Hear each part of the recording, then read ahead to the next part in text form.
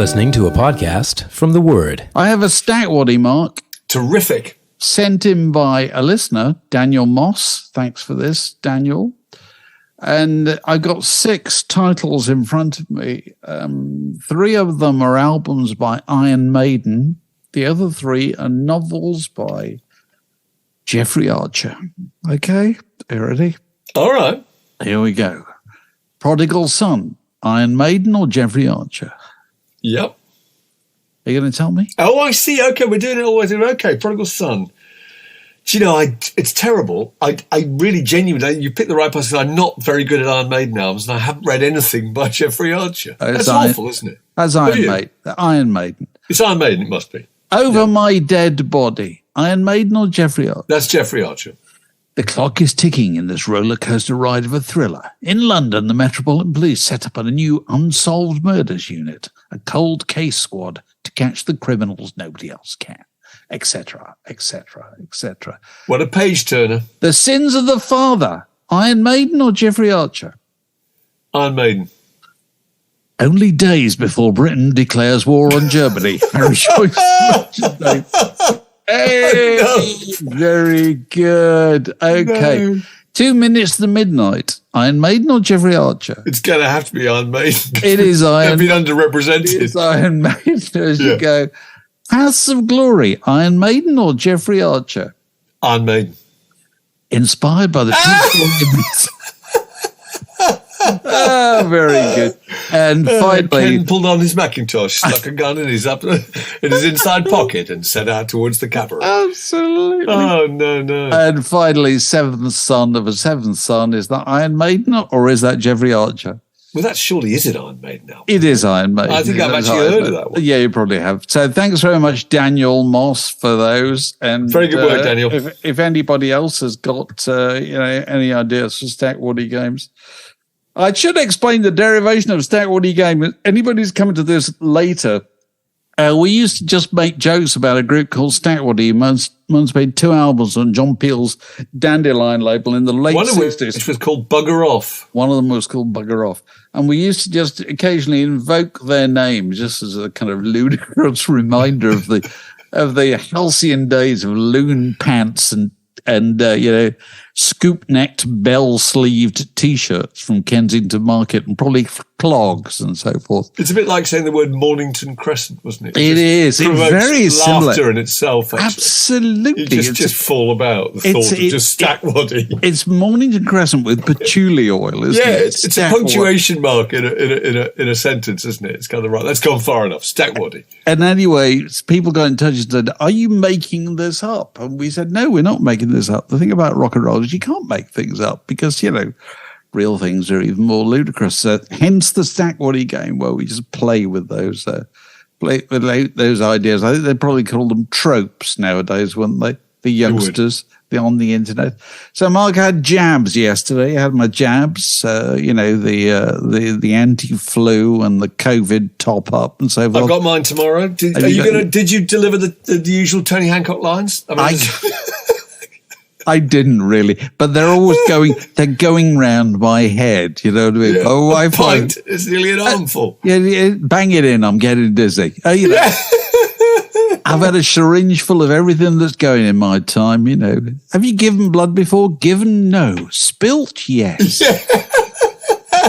And I just started on this on Twitter yesterday, and loads of people chimed in, and I don't know anything as well as I know the script for The Blood Donor. I could pretty much recite, I'm not exaggerating, I could pretty much recite the whole thing, Well, I can remember during the Live Aid broadcast, when Steve Blacknell, our fellow co-presenter, was on Concorde escorting Phil Collins, I think, across to Philadelphia to play with Led Zeppelin. And you had a quick exchange about blood. Was it bread pudding? It wasn't the Blood Donor in that case. Steve also is a big Hancock fan, and we were connected via the flight deck of Concorde. So this is 1980. When is this? 1985. 1986 was it? Yeah, 85. 85. Yeah. And I think when he got through to me, I don't think we realised we were broadcasting. But the first thing he said was, "Can you send a tray of bread pudding to Kuala Lumpur?" That's right. or either that, or it is not raining in Tokyo. Whatever. Which anybody who knows those Hancock things will, I'm wondering what percentage of the people listening would have got that. Well, and it doesn't matter. In those days, quite a few. But let me tell you now, 40 years later, try to get a smile out of a pharmacist by referring to something that Tony Hancock said to June Whitfield in 1958. It's pretty pointless. That's barren really. Soil, isn't it? But it is. I can't think of any other jokes that have kind of lasted as long as the jokes in The Blood Donor. You know what I mean? I don't think you hear stuff from the Goons that's lasted as long as that. Because no, not at all. There's something about Hancock. The Goons stuff's too surreal, doesn't make any sense at all, whereas Hancock's it's real conversational. Do you know what I think it is also? I think if you know it well enough and it goes through your head enough, it sounds to me like a lost section of T.S. Eliot's The Wasteland. You know what I mean? Now, just try that. Do you know what I mean? Secretary of the darts team and the outings committee. We're going to Margate this year, if any of you nurses fancy it, Or they can just pick absolutely any line from their coughs and sneezes, spread diseases. Coughs and sneezes, spread diseases, that's right, which was Trappy used Jones in and a Sellers movie. Yeah. No, it was that National Health poster that used to be on the was on the wall of every doctor's surgery. So while Hancock sat in the waiting room, he just he just read those things to keep himself amused because of the new newspapers and so forth. And, of course, the greatest line in The Blood Donor, and I'll just leave you with this and then we'll move on to something else, Go on.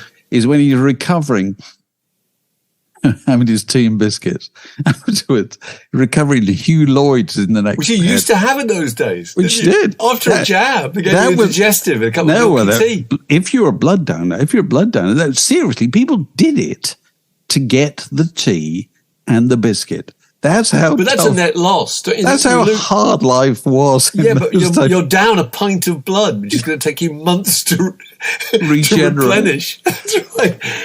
All for a cup of tea. And anyway, Hancock just starts riffing on his half-baked medical knowledge, which But Hugh Lloyd is easily impressed, and he goes, "Are you a doctor then?" And Hancock goes, "No, couldn't be bothered." Or something. No, I never bothered. Never bothered. That's right. I could have been. No, I never bothered. It's still my favorite. When anybody says anything about doctors, I go, "Yeah, I could have been a doctor, but I never bothered." So we were talking about Live Aid just then, weren't we? And Live Aid, the musical. Yes, the Live Aid music. I'm fascinated by this. It's opening, isn't it? The Old Vic in January. I think tickets are about to be on sale. They're on sale already, I think. Do you know? I'm sorry. I think it's a good idea.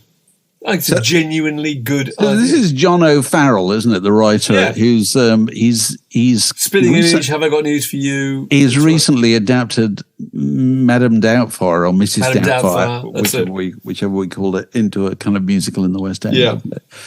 And no, I think it is a very good idea, but we're assured that there's going to be nobody dressed up as Freddie Mercury or any of the other turns. But the music will feature, apparently. Will there be somebody dressed up as you? Because I think the most famous moment in Live Aid, is not really anything that particularly happened in the middle of a musical number. It's give me the fucking money, which he never said, of course. Which he never said. Fuck the address, because I remember we were there.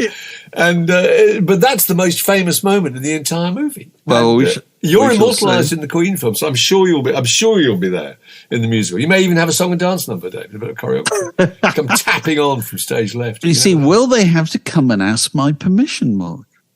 Because I didn't sign away the rights to the use of my, likeness and my identity, because generally speaking nowadays, people are really scrupulous about that kind of thing because they're terrified that somebody's going to, come back to haunt them with a lawsuit, because they didn't sign off on it. You might get a spin-off musical all of your own. Yeah. But you see, given our joint history, I think my prediction is what'll happen is you will be rung up and asked for permission for me. It'll be somebody who thinks, It was Mark Ellen that was. Which guy was it? It don't really matter. One it doesn't matter. Either of them will do. No one knows the difference. Yeah. I think it's a great idea. I love the idea there's a love story. Of course, it's got to be a love story. It's a musical. So presumably a couple who meet at Live Aid go on to marry, and I'm sure that probably happened in real life. Yeah. Or maybe two members of bands. I don't know. They say it's based on, it's based on a real life meeting of some kind. Oh, right. But it's going to have loads of the songs, so they must have cleared the songs. Well, that's the thing I was just thinking. They actually said there's going to be The Who, U2, Queen, Police, Elton John, Paul. I mean, this is Paul McCartney. I mean, that's phenomenal. The budget that must have gone on that. I'm presuming there's a charity donation involved. Well, yeah, I would say 10% of the revenues go to the Band-Aid Trust. But I have to say, I think Bob Geldof is one of those people who's genuinely funny. Everything he says is genuinely witty, I think. He was asked about it. He said, who was going to play him? He said, let me be completely blunt. It's bad enough being Bob Geldof. It's slightly worse seeing someone else pretending to be you. That was really good. That's probably true. I know. Yeah. So what haven't they made musicals about that they could do? It's got to have a happy ending, isn't it? So you couldn't do one about Radio 1, could you? No, I suppose not. It's got to be. I was thinking Smash Hits might make a musical. I don't know, really. It's a good story. It's self-contained story. That's an idea. And you've got lots of little characters fictional characters you can invent, and you've got a fantastic soundtrack. And there's the dramas of, New Romantics. How do we cover this? I don't know. Do you know what I think they should do? And it's just occurred to me as you just said that now. They should take advantage of the fact that you got Claire Gregan, you got Nick Hayward, you got the Human League, you got Boyd George, you got Mary Wilson, you got Eric. And the thing about all these acts is they're all still around. They're all still going. They're all still going. And Howard Jones played a big gig last night. And in the overwhelming majority of cases, they look really good. They do. We've often had this discussion. People from 1982 appear to be really well preserved, don't they? Ludicrous. Nick Hayward actually looks younger than he did. Absolutely. And even then he looked 14. So it's absurd. Yeah. And so what they ought to do is a musical featuring the acts. Yeah. The original performers at the London Palladium. That'd go down really well, wouldn't it? Go down really well. The story, it was the year of smash hits. In related pop culture news, Stevie Nicks, things you would never have predicted 35 years ago or whatever, number 97. Stevie Nicks on stage just a few days ago at Madison Square Garden, making an announcement about her Barbie doll. Did you follow that story? I did. It's absolutely amazing, isn't it? I think it's amazing. I looked up to see who already had a Barbie doll, okay? This is a stacked waddy, really, actually. Here's a few of them. Two of these are invented by me. Jennifer Lopez, Marilyn Monroe, Beyonce, Cher, Cyndi Lauper, Elvis and Priscilla, J.K. Rowling, Joan Jett, William and Kate, Twiggy, Bowie, Tina Turner, Patti Smith and P.J. Harvey. Can't be Patti Smith. Sure. No, can't be. Not Patti Smith or P.J. I don't think it's P.J. Harvey. Are you saying you can have William and Kate? Yeah, William and Kate. There's a Barbie doll. William's a Ken and Kate. So does that mean that the royal family have licensed their image to whoever is the Barbie company? Yeah, that's amazing. It is. I think the whole thing's astonishing. Elvis and Priscilla. But actually, in terms of Stevie Nicks, just the stuff she's wearing, her gothic cape, her ribboned tambourine, all the little bits of kit are really She good. She lent them the original costumes, which she still has, which I thought was interesting. Yeah, she did, yeah. So that they could model it properly. Yeah. But it's interesting in all kinds of ways. It is, as you say, kind of surprising. You might not have predicted it 40 years ago or whatever. But there's David Bowie Barbie dolls, aren't there? Yeah, they're Action Men or something. I don't know what they are, but there are figures, yeah. Because anybody would be kind of flattered, wouldn't it, really? Incredible. And, but it's also part of this thing of kind of preserving and managing the brand, isn't it? So to give Stevie Nicks some kind of purchase on the younger generation. Yeah. It's a really good thing to do, isn't it? So one of my granddaughters might well be coming home with a Stevie Nicks doll. But the other thing that's really struck me about is 20 years ago, if you're going to do a thing like that, there would be an advertising and publicity campaign You know, people would seed it with little stories in the Sunday Times, or whatever.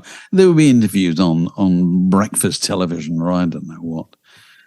Now, all you need to do is this: just in the middle of a Stevie Nicks show at Madison Square Garden, as you say, I'd like to introduce you to somebody special, and everybody's saying, "Oh, Lindsey Buckingham's going to come." Lindsey Buckingham's coming on stage, yeah.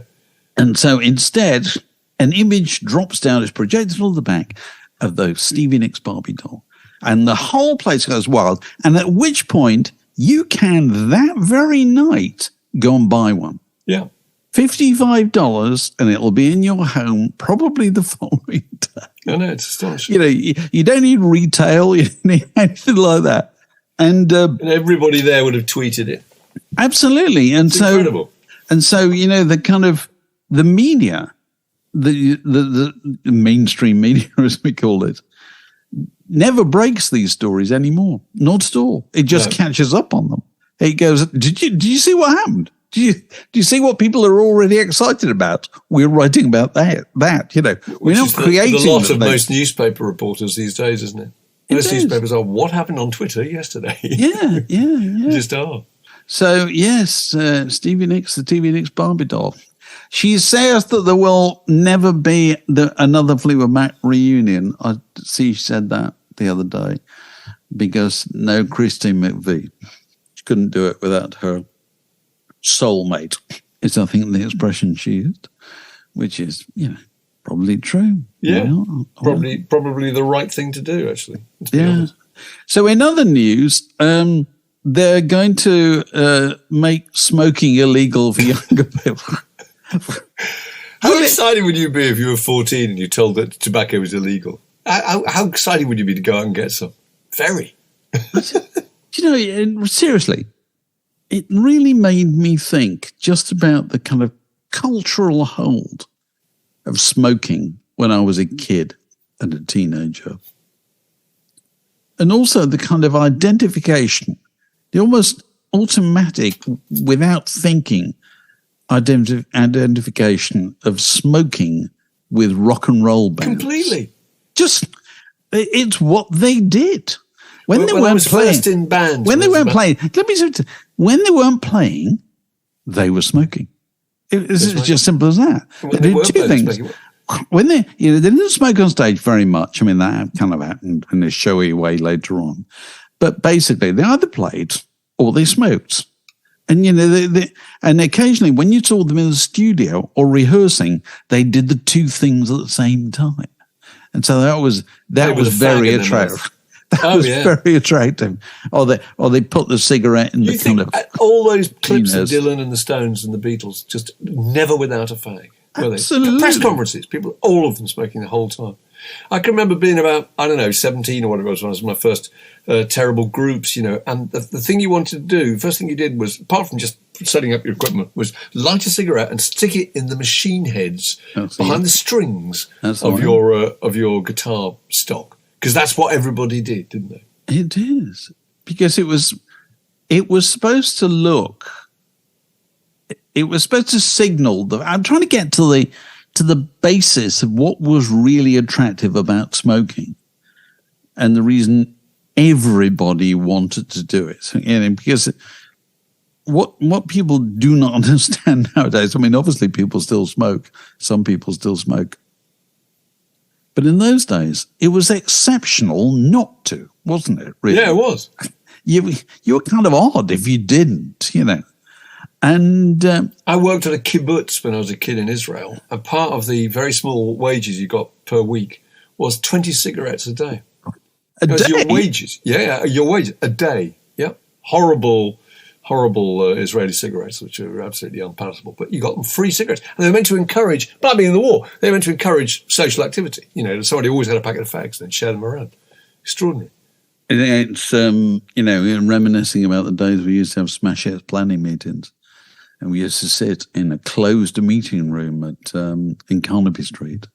And there'd be you, there'd be me, there'd be Steve Bush, there'd be Peter Strong, there'd be Zed Zawada, there'd be Rod Sopp. And what were we all doing? All smoking. All the way through. Yeah. All the way through the meeting.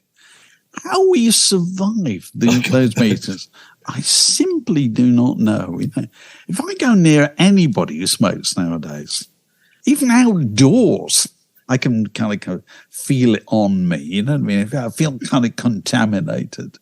That's one of the weird things I'm watching the film Oppenheimer, in which he smokes throughout the entire movie. There's not a single scene where he's not smoking. So I've forgotten what people looked like when they smoke. You don't see people smoke anymore. You don't kind of watch them actually doing it, thinking how bizarre, now in retrospect, utterly idiotic it seems. Do you remember the fags we used to smoke?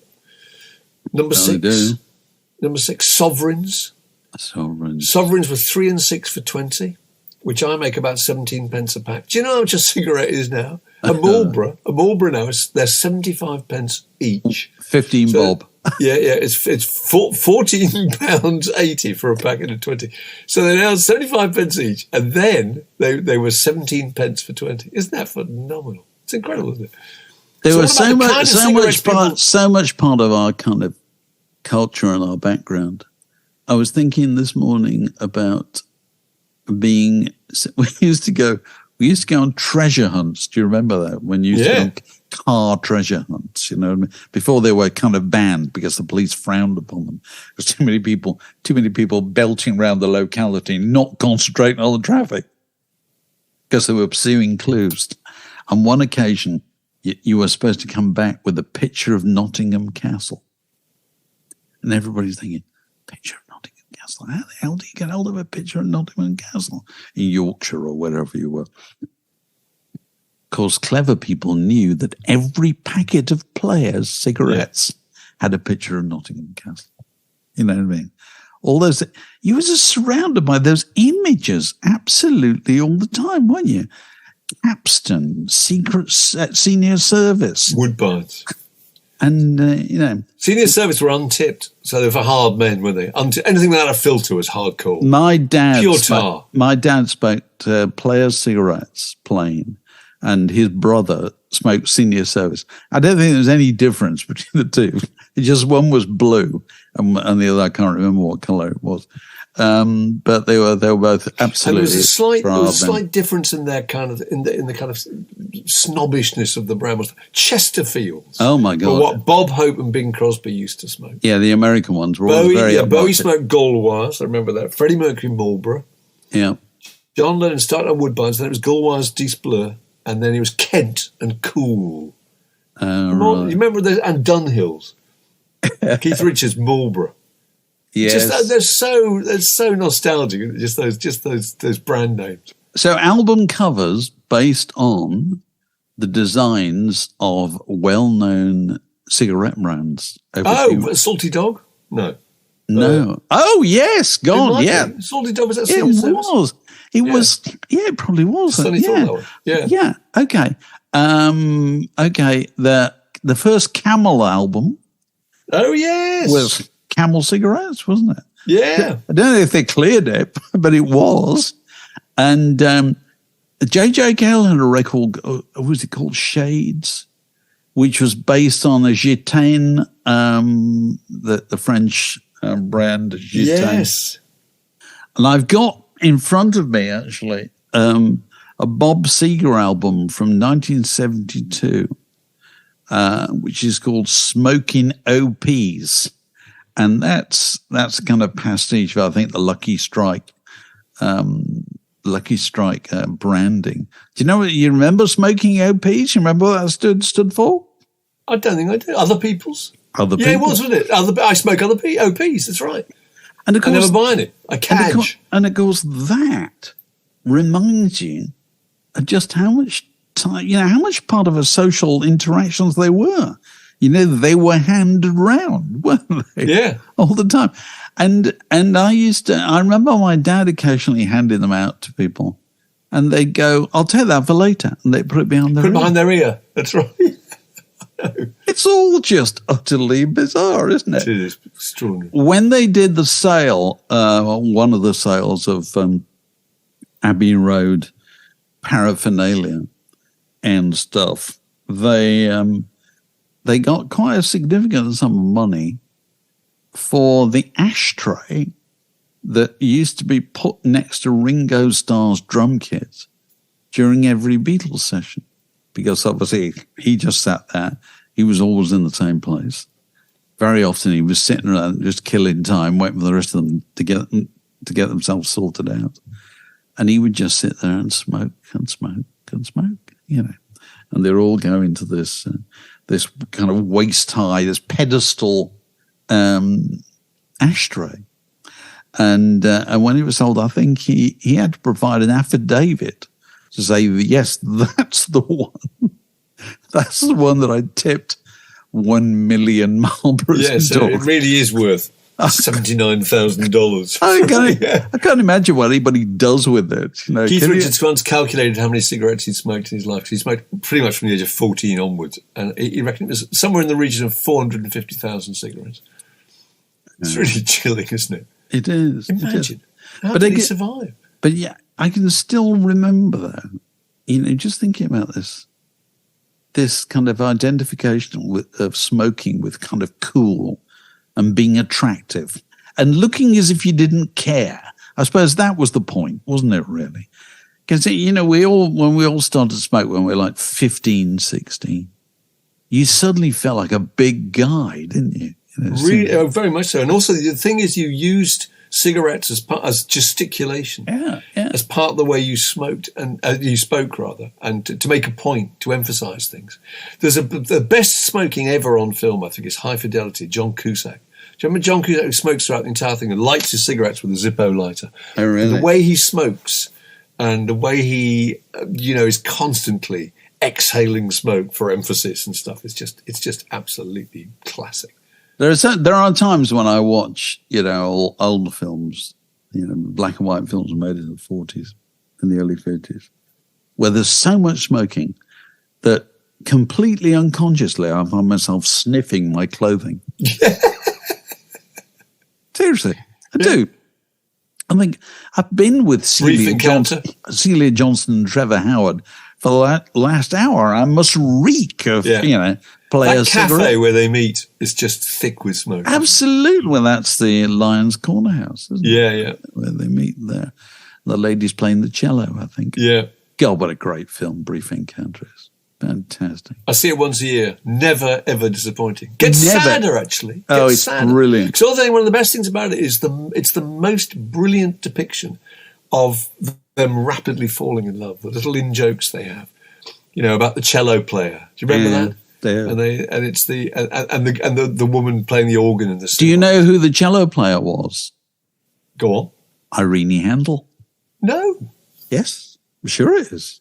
It's Irene Handel. The great, the sainted Irene Handel.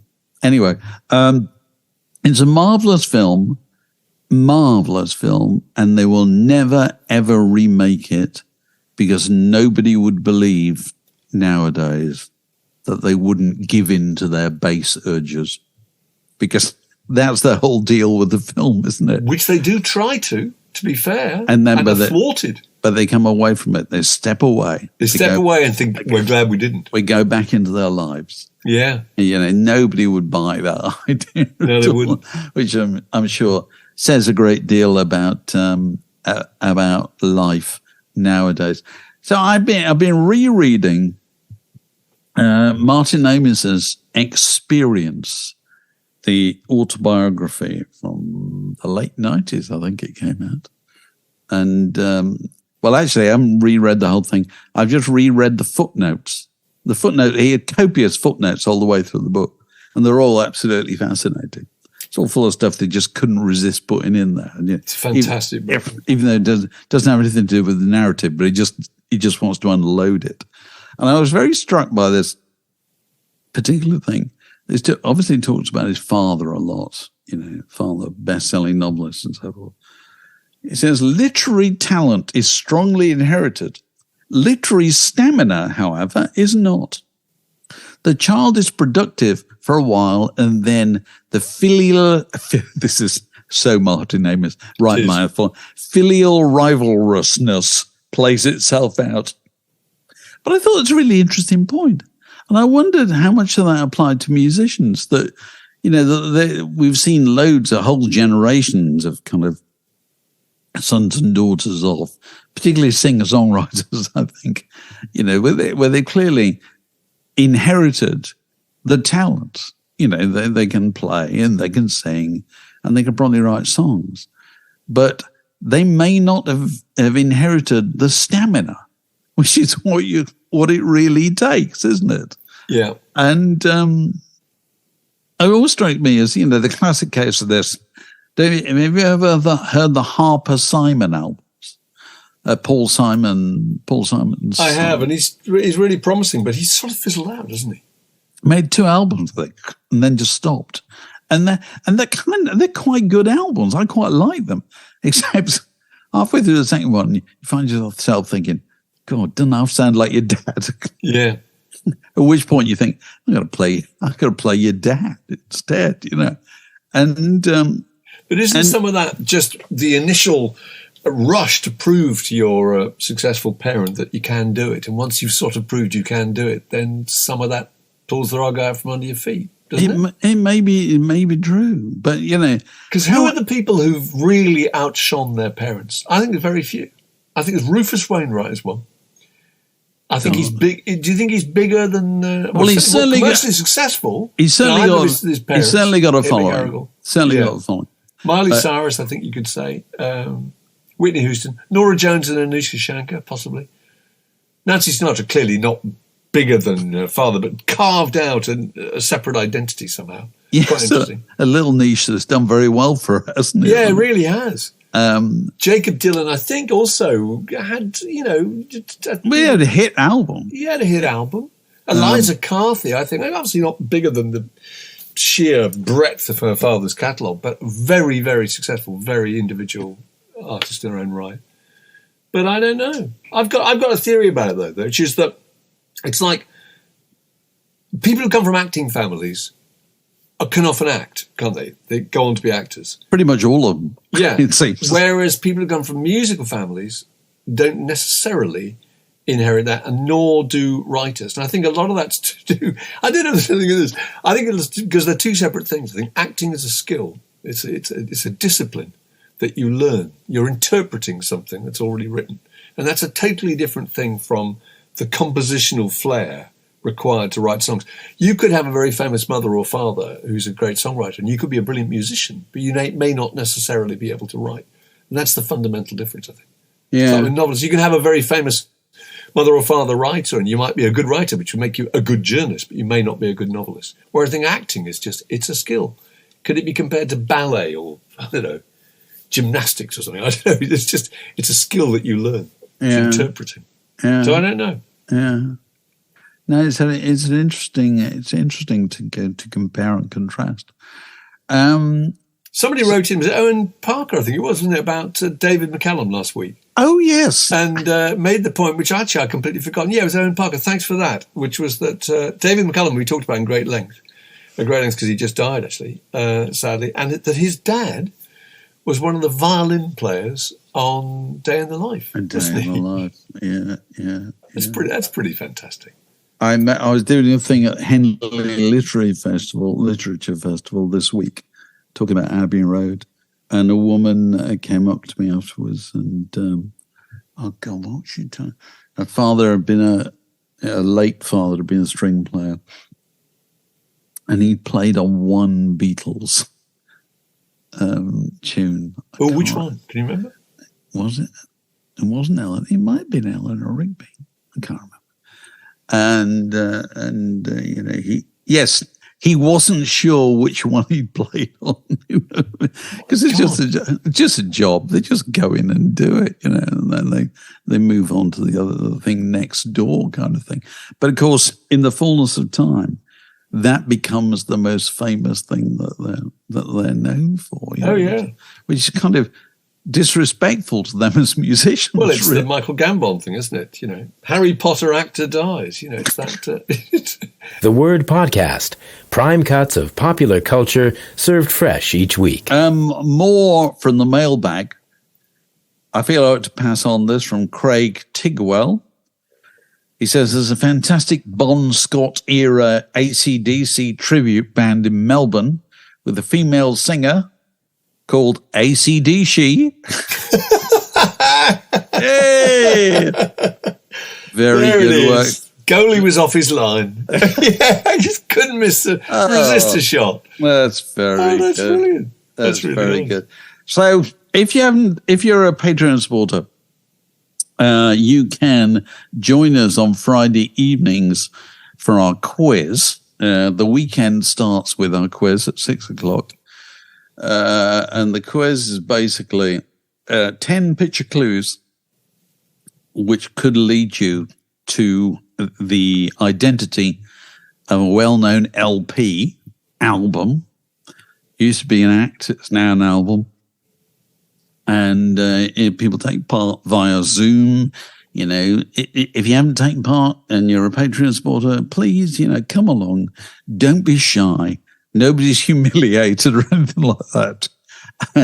And it's all very relaxed. And this week, the album in question was R.E.M's Automatic for the People. And it's interesting, that one of the clues was the first line of a review of the album in Rolling Stone. So the opening two sentences of the review of Automatic for the People in Rolling Stone magazine were terrible album title, terrible cover too.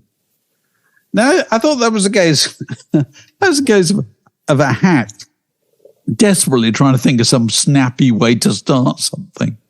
Succeeded. Got my attention. But it's not a terrible album title, is it? Is it, Mark? It's not. It is a terrible cover, I think. Is it? Oh, yeah, God. I don't think so. Yeah. Oh, well. I don't know.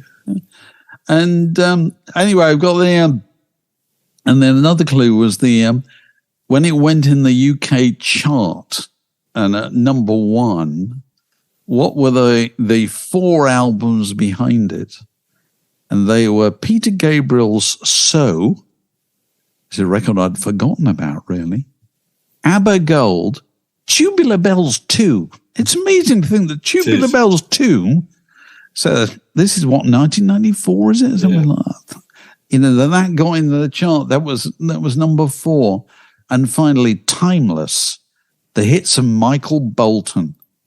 There's a figure that nobody mourns anymore. Why haven't we done him in the quiz with his classic albums? Oh dear. There was one clue about, was it just Twister and Risk? I think it was, because the lines in Man on the Moon, that wonderful list of things, Mott the Hoople in the Game of Life, Andy Kaufman in the wrestling match, Monopoly, 21, Checkers and Chess, Mr. Fred Plastic. Coca-Cola and ice cream. No, Nescafe and ice. Yeah. Nescafe and ice. Very strange kind of stream of consciousness there. And we had a picture also of the man, a younger picture, of the man who did the string arrangements for Automatic for the People, for 3 tracks on Automatic for the People, who was, of course, John Paul Jones. John Paul Jones. Looking extremely dapper. Absolutely. And it's still a really good record, isn't it? It is. Automatic for the People. And what was the first single from Automatic for the People? I think I'm correct in saying it was Drive, which was I think it was the first one. Everybody Hurts? No. No. Maybe not. That was later on. And I think it was Drive, which everybody took as being a rather unusual choice for an opening single. I think, according to my memory, it was the opening single. And it was just very slow to get started, wasn't it? Yeah.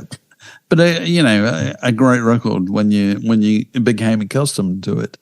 And of course, where did the slogan "Automatic for the People" come from? It came from a restaurant called Weaver D's Fine Foods, which used to advertise that outside the premises. Automatic for the People. So one of those things that kind of passed into history as a consequence of his association with that particular record. And that was the high point with R.E.M., wasn't it? Yeah, it was. That record. Yeah. It never got any bigger, did it? No. That was it, really. Because they started making the really loud records afterwards. Yeah, that was their most commercial, wasn't it? They started Everyone loved it. Afterwards, it was "What's the Frequency, Kenneth" and things like that, wasn't it? It was after it started to get weird again after it. Yeah. Because they could afford to. I suppose. Until then, they were really, really trying to have some kind of success. My God, they succeeded. God, they certainly succeeded. Yeah. The Word Podcast. It passes the time. We're joined by one of our valued Patreon supporters on the occasion of his birthday, or very near his birthday, Matthew Elliott. Hello, Matthew. Hello, gentlemen. How are you all? We're very good. How are you? Very well indeed. Thank you. Glad it's customary on these occasions to ask the birthday boy or girl or whatever to throw a log on the conversational bonfire or pose a question or air a grievance or whatever you want to do. Over to you, Matthew. Well, I've been thinking this week about records we own that we've never listened to. Literally never listened to. Literally never listened to. The Japanese have a concept about the pile of unread books. I believe it's Sondoku, this pile of books that you owe that you've never read and maybe never will. And it got me thinking about records I own that I've got no memory. Some of them I've bought recently and I haven't listened to yet. Some of them are old records that I have in my collection that I know I've never listened to and I know how I got them. Give us some examples. Okay. I've got some here. This is probably backwards because I've got the reverse camera on, but this is AC/DC's The Razor's Edge. All right. This was brought to me, for me, by some students. I'm a teacher, and this was brought to me for some students a few years ago when I left a job and they knew I liked music, bought me an album, bought me The Razor's Edge, and they all signed it. The whole class signed it. Did they know you liked AC/DC? They didn't know that I'm not bothered about AC/DC. That's the point I'm going to make. So that you were given a record by a band that you have no appetite for. Of course, I had to open it and be utterly delighted. And Of course. And all this. It's the album that's got Thunderstruck on, and I suspect that the only song I ever need to hear on this album is Thunderstruck. Right. Not bothered, for example, about listening to Mistress for Christmas.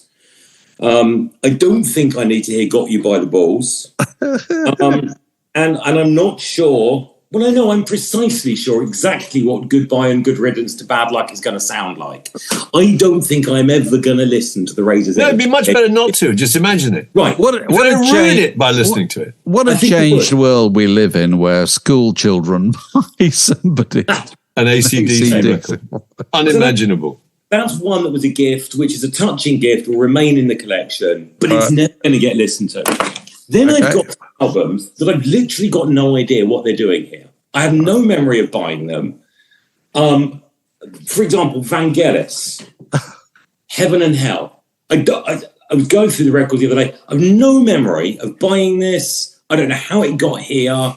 Maybe somebody gave me a pile of records, which happens every so often. You're trying to impress a girl?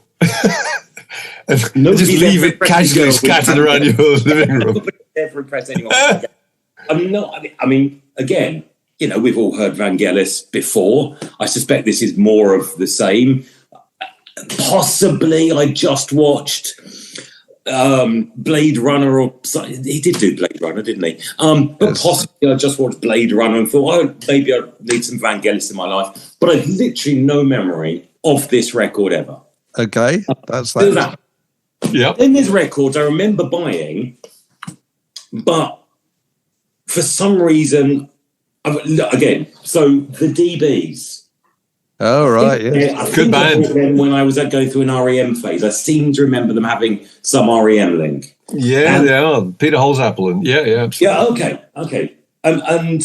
And Timbuk 3, Greetings from something or other. I used to have that record. Never, right, I mean, the future's so bright, you've got to wear shades, cracking single, probably bought this album on the back of that.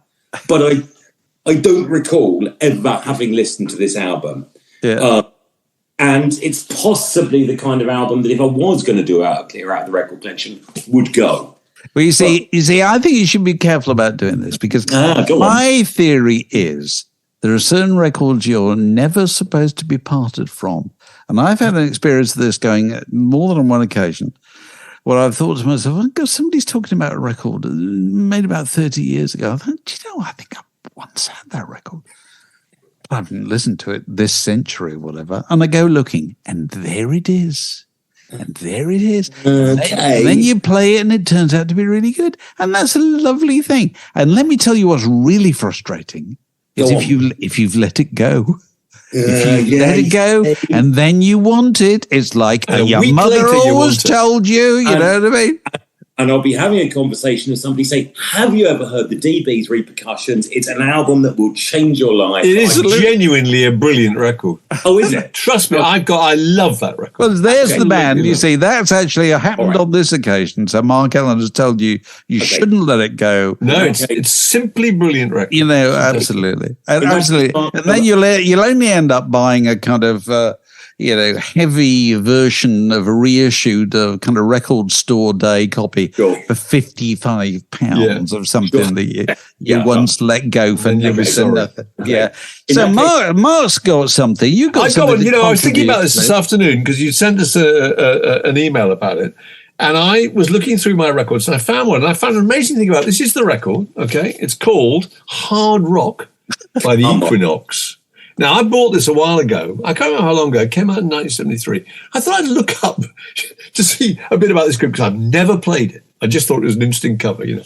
It turns out, this is an amazing story, this band from Chesterfield in Derby, and they're obviously a hard rock band from 1972. They got signed to Boulevard Records, who are apparently very, very shifty, paid them £25 each, £25 each to record this. That was all, £100 for the whole album. Brilliant. And when it came out, they were astonished to discover that the four people on the cover were not the members of the group. No.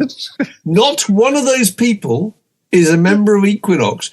The record company said, sorry, there was a cardboard shortage. Bollocks. And what we did was we simply repurposed a load of old sleeves that we had or a load of old pictures and just put your title on it, which I think is absolutely... I'm saying I can't imagine that has ever happened before or since. No. That a band came out with those. There is no girl in this group. These are four probably quite hairy rock geezers from Derby. And these look like... Californians to me from 1967. Well, it also begs the question, what music did this band make that are on the cover? Yeah, that's what I'd like to know. Is that a band? But they're quite. You were assuming that is a band. It may not be. It may not be at all. It might just be a photo shoot. Listen, this is only like standard behaviour in like book publishing or whatever. Just put an attractive cover picture on the outside of the thing, and you might sell a few. It doesn't matter if it's got any relation to the actual content. And actually, that's in the grand tradition of loads and loads of middle of the road records, where basically it was an attractive girl on the cover. That's how you sell records. Sure. Why do you think everybody bought Herb Alpert's whipped cream and other delights? They didn't have a picture of the trumpeter on the front, did they? That's young lady covered in cream, basically. That's how it went multi-platinum. And Herb Albert went, fair enough. Well, it was his record company. It was his record company. He knew what he was doing. So, yeah. Whereas he had some sense of that. Yeah. Yeah. Indeed. So that's my advice: is don't let anything go. No. Okay. Thank you. There's a third pile, and this is albums that I know I've bought. I've got them here. I remember buying them. But I fear listening to them because they're by people I like or have enjoyed. But for some reason, I think this album might disappoint me. That's a well-known syndrome. So I've got Prince, Artificial Age. He's going to I know it's one of his latest. Yeah. It's going to be disappointing. But the most recent one was I bought at a festival the other week. And I was utterly blown away by an artist called KOG, who's a Ghanaian singer. He absolutely, incredible show, the highest energy, West African high life, made by, strangely, the Ghanaian lead singer and a bunch of white English blokes, but the white English blokes rocking up a West African storm. It was the most incredible live show I've ever seen. They came off stage, went straight to the signing tent. I was first in the queue. spent my £30 on the album, got it signed, and I've been terrified of putting it on at home ever since because I know it's going to be disappointing. It's like the bottle of wine you buy in the south of France on holiday, and you bring home and you uncork it, and you feel like crying. The cover art's beautiful. There's, it's the stage was the act was amazing. This is going to can disappoint me. It can only disappoint me.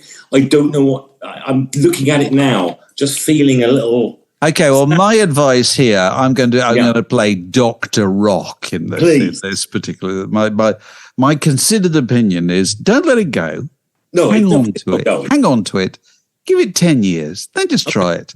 And after 10 years, your memory of that magical night, the other night, will have gone, and you'll just have nothing to compare it with. Nothing to compare it with, and you'll be perfectly fair with it. And listen. He doesn't care. He's got your 30 quid. He's got 30 quid. Indeed. Yeah. No, that's never going. I mean, definitely. That's that. I mean, if nothing else, it's a beautiful album, and I remember the night and all of that, and that's important. But it sits there sort of taunting me somehow. Try not to let it. I can't bear the idea you're having sleepless nights and things like this. You see, remember this about the records. You own them, they do not own you. Yeah, okay. It's as simple as that. Don't let them make you unhappy. If they do, get rid of them immediately. Yes. That's the excuse to get rid of them. Yes. Very good. Well, look, thanks very much for joining us. Well, thank you. For airing that issue, which I'm sure will hit home with quite a number of people listening. I reckon it will. The Word Podcast. Fix yourself a drink and it's like being in the pub. And we're joined by another birthday patron, Phil Turner. Phil, it's lovely to see you, and happy birthday. And you have some conversational proposition for us. So let's see what you got. Yes, it sort of dates back to last year a little bit when I did the Zoom thing, and I would recommend anyone who's toying with the idea of doing a birthday Patreon to sign up. It's well worth doing. But you send us a little letter saying things to look around for, which you might want to look for, and it was sort of ticket stubs or tour T-shirts. And the first concert I went to see was Elton John, and I thought he's in the news this week because yesterday apparently is the 40th anniversary of Goodbye Yellow Brick Road being released, the double album, and I thought we could perhaps talk about him a little bit. It's got to be more than 40 years. It's got to be 50 years, surely. It seems that way, doesn't it? It's got to be. It's early 70s, Goodbye Yellow Brick Road. It's 50 years. Yeah. Oh, it will be 50 years. Of course it's 50 years. My bad maths, I apologise. That's all right. And I should know. Where did you see it? You say it was the first concert you saw. When was that? It would be Christmas just before December 85, just before Christmas at the NEC in Birmingham. We were living down in Midlands at the time. And it was sort of like, I don't know if you remember going back to last year's birthday, I used to struggle with sleeping, and Elton John, my parents had his albums, and they were the sort of, a lot of the records I sort of really sort of tagged onto as a young kid. And of course, in the early 80s, he started having hits again. He kind of had a second wave of fame. He did. He did. And brilliant records. It's quite remarkable, really, to be sort of having hits at that age. He probably even featured in smash hits. And he did. Those records were good. He reunited with the classic band, didn't he? And he made 2 albums with them, Too Low for Zero. Too Low for Zero. Good record. Yeah, and really the record after it was quite, not as good, but it was still pretty respectable. So it was around that period. I think obviously he was one of the main acts that he kind of closed Live Aid, didn't he? And, So he was flying quite high. So did you keep on buying his records at that point? Well, this is it. This is where we had a break in the sort of relationship. I'm still a fan, it should be said, but I'm going to say some mildly rude things about him. But I think in the film Rocket Man, I know that it's chronologically all over the place, but where he really came off the rails was around this time, I think, around the sort of second wave of fame. And he was somewhat, shall we say, unfocused. Right. And looking back, we can see that in some of the decisions he made. He recorded some bizarre duets during this period. He did a duo with Millie Jackson, which I think was supposed to be with Tina Turner, but she refused to do it. He then did First refusal. He then did one with Jennifer Rush, and I've still to this day no idea what the link between those two artists were. And he then did this, which I got my probably most embarrassing record in my collection. I've got the 12-inch copy of this record. I don't know if you can see it. Oh, Elton John and Cliff Richard doing Slow Rivers. Wow. Cliff Richard, Slow Rivers. It should be said, Cliff is very much the innocent bystander here. No blame attached to him. But it's just a turgid, nondescript ballad, quite, the furthest thing you could think of as being a 12-inch single. Yeah, and in mitigation, I will have bought that in the bargain bin for the B-side, the non-album tracks. That was the only reason I bought singles in those days. But it was the second single off an album called Leather Jackets. Oh, yes. Which was so bad. Yes. That I basically didn't buy a single record by Elton John for the next 20 years. 20 years. You see, that's quite good. It's like to give you a 20-year holiday. You know what I mean? Pretty much. I would hear on the... Think of the money that saved you. You'd hear the odd song on the radio. You think, well, he's clearly, there's a partial return to form here. There'd be some half decent stuff in the interim period, but now I stubbornly refuse to do it.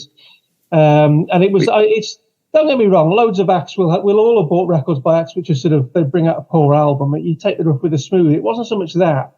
It was the fact it was the recording equivalent of, oh, this'll do. Yeah. It was such an insult to the record buyer. That's a real testament, isn't it? The record that put you off buying Elton John for 20 years. It was so bad. He's a big star, and obviously he ran the record company, so there was no one there to say, no, we can't. Nobody was going to say, exactly. No, absolutely. And he brought out the sequel to Captain Fantastic in the sort of middle of the 2000s, which is my favourite Elton John album. And it's okay, and I've since gone back and bought a few of the better ones, which were released in the interim, and I wouldn't listen to them much, but he's the sporadic moments of brilliance still there. And I still think he's a major, major talent. That run of albums he did in the first half of the 70s stands up to close inspections against any top act. And I saw him in 1971 at Guildford Civic Hall trying to do handstands on the keyboard. He was brilliant in a little fringed jacket and big boots.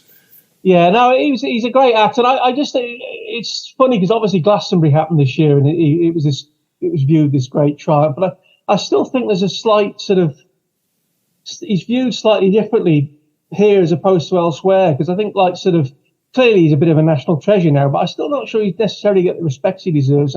Well, he has no mystique whatsoever. No, Elton John, and particularly to the English, because the English just think it's Reg Dwight from Pinner. Yeah, they've grown up with it. We can never look upon him as if he was Leonard Cohen or whatever. No, well, I think there's a lot of that, but I also think in the States, it's kind of how he got big, because he got big in this country because it was his two first big records were Your Song and Rocket Man, and there was 18 months between them.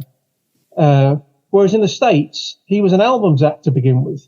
So between those two records, he released about 4 or 5 albums, and they were all made it in the States by being a showman, didn't he? Yeah, but that's what it was. He's always had the showman as well. But we want people who are slightly enigmatic. I just think he sort of he got good music press in the States, whereas it was a bit more hard earned over here. So it's very different. As a result, my favourite record is Captain Fantastic, and I still think that's viewed as his best in the States. Whereas in this country, most people would say got Good Be Abbott Road just because it had the most hits on it.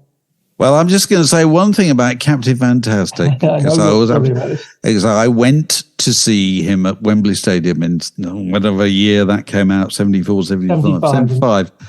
And he played the whole thing, and nobody knew any of the songs. He played them all in order. Here's my record about how I nearly committed suicide. Well, that's it.